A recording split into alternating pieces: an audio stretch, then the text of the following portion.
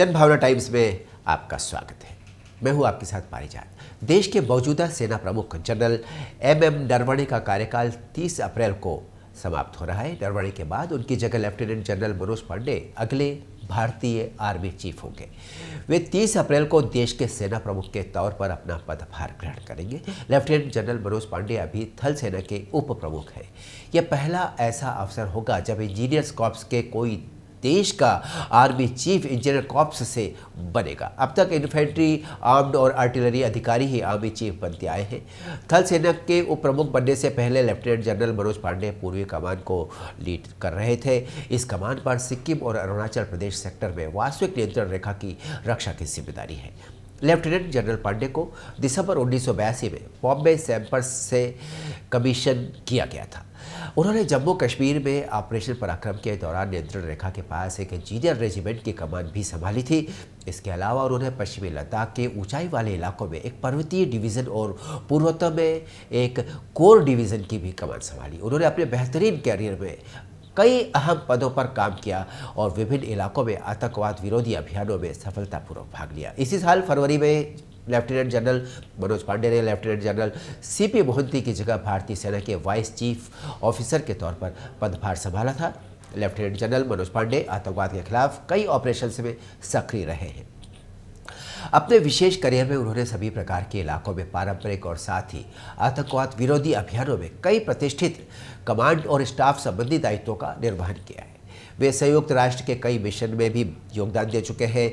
वे जून 2020 से मई 2021 तक अंडमान एवं निकोबार कमान के कमांडर इन चीफ थे।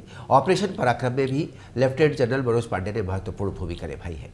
दिसंबर 2001 में संसद पर हुए आतंकवादी हमले के बाद ऑपरेशन पराक्रम के तहत पश्चिमी सीमा पर हथियार और सैनिकों की बड़े पैमाने पर तैनाती की गई थी। इस घटना के वक्त भारत और पाकिस्तान के बीच युद्ध के हालात बन गए थे। लेफ्टिनेंट जनरल मनोज पांडे ने जम्मू कश्मीर में ऑपरेशन पराक्रम के दौरान नियंत्रण रेखा के पास इंजीनियर रेजिमेंट की कमान संभाली थी। Lieutenant general Manoj Pandey PVSM, AVSM, VSM और नेशनल डिफेंस एकेडमी के एलुमनाई भी हैं।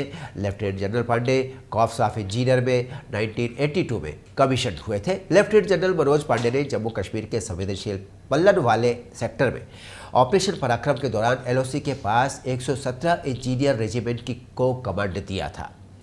जनरल ऑफिसर स्टाफ कॉलेज से ग्रेजुएट हैं। साथ ही कॉमरेली हाई कमांड और नेशनल डिफेंस कॉलेज जैसे कोर्स वे कर चुके हैं। सेना में 39 सालों के अपने बेहतरीन करियर के दौरान उन्होंने कई चुनौतीपूर्ण सैन्य अभियानों को भी नेतृत्व प्रदान किया है। अपने करियर के दौरान लेफ्टिनेंट जनरल मनोज पांडे को सेवा में उनके अतुलनीय योगदान के लिए परम विशिष्ट सेवा मेडल, अति विशिष्ट सेवा मेडल, विशिष्ट सेवा medal, chief of army staff commandant और 2 बार सी कमेंडेशन में जीओसी के द्वारा सम्मानित किया जा चुका है। बता दें कि लेफ्टिनेंट जनरल मनोज पांडे का परिवार महाराष्ट्र के नागपुर से है। प्रारंभिक पढ़ाई के बाद उन्होंने नेशनल डिफेंस एकेडमी ज्वाइन की।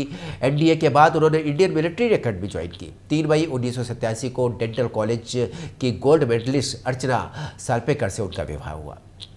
लेफ्टिनेंट जनरल मनोज पांडे का नाम ऐसे समय पर बतौर सेना प्रमुख आ रहा है जबकि ये कयास लग रहे थे कि जनरल एम नरवणे को अगला सीडीएस नियुक्त किया जा सकता है।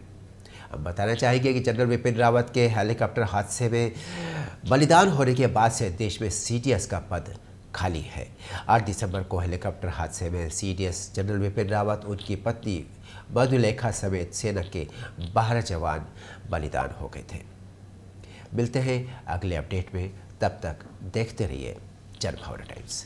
नमस्कार।